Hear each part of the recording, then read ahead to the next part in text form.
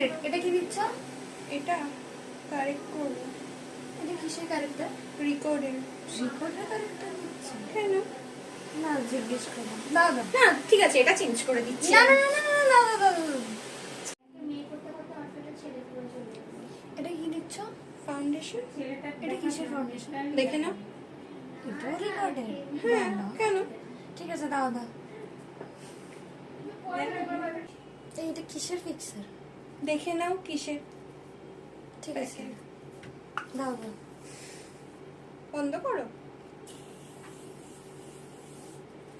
একবার এরকম করো। ভাই লুলা লাগবে। মনে হচ্ছে যেন এটা পুরো বাঁশের কঞ্চি, দুটো হাত। সিরিয়াসলি ওরকম লাগছে। চুলটা বাদ।